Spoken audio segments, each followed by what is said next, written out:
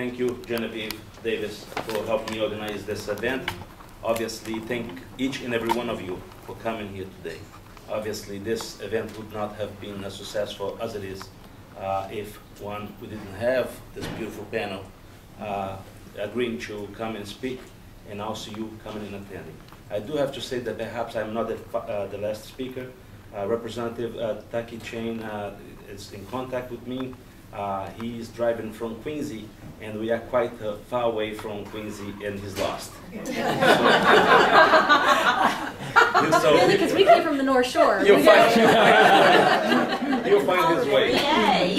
But I'm, I get very emotional when I talk about this topic. And yes, Kevin, again, you in the Social Democratic Caucus, I thank you for embracing this idea.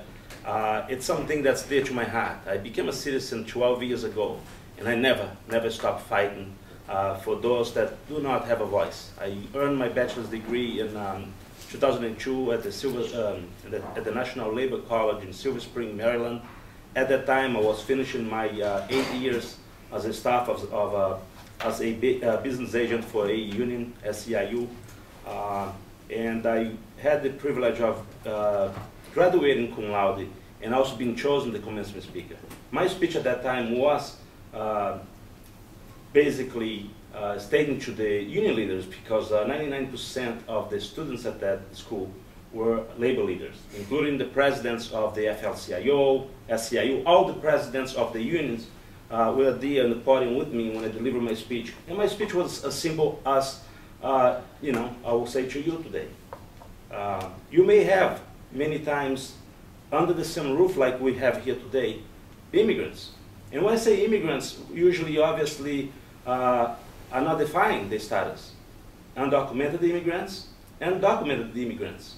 Some that have been given the privilege and would be put on the path of citizenship. I myself came here, overstayed my visa not once, twice. In 1988, I came here as a tourist, as an adventure. At 18 years of age, on my own, no family whatsoever, with guts. I did very well for myself, but I lived with individuals that inherit heroin, and one of them died. But I had, because of my upbringing, the blessing of staying away from drugs. I could have been on the system path.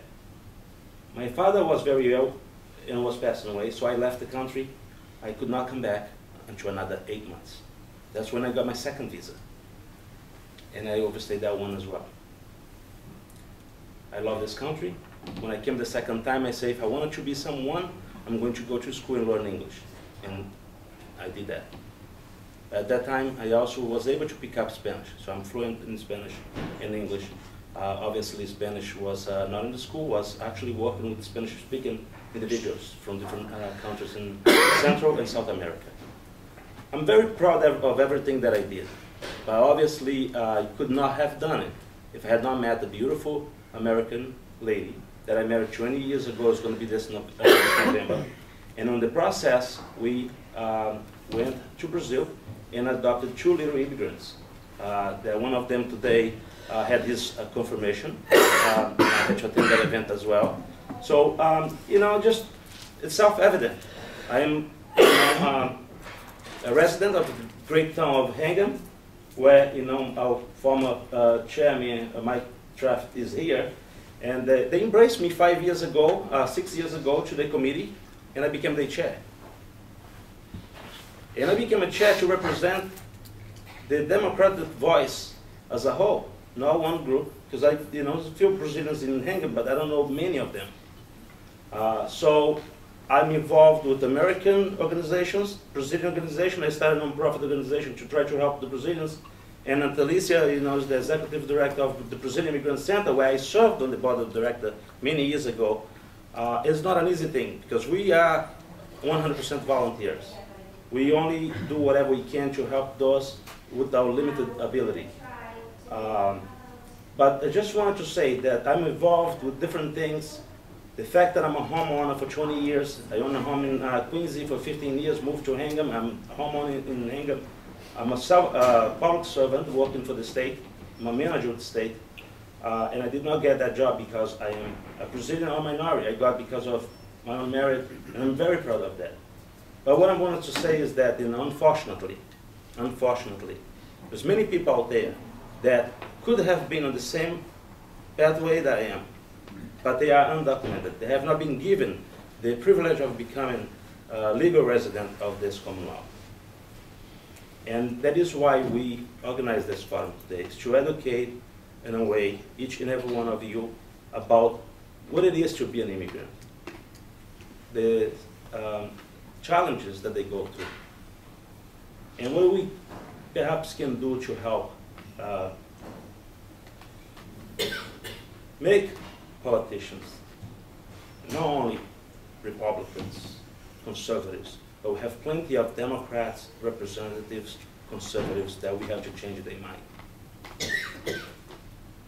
And that's exactly what it is. What it is to be illegal. I just mentioned to you, not once, but twice I overstayed my visa. I'm a citizen of this Commonwealth for 12 years. I am an asset to this Commonwealth.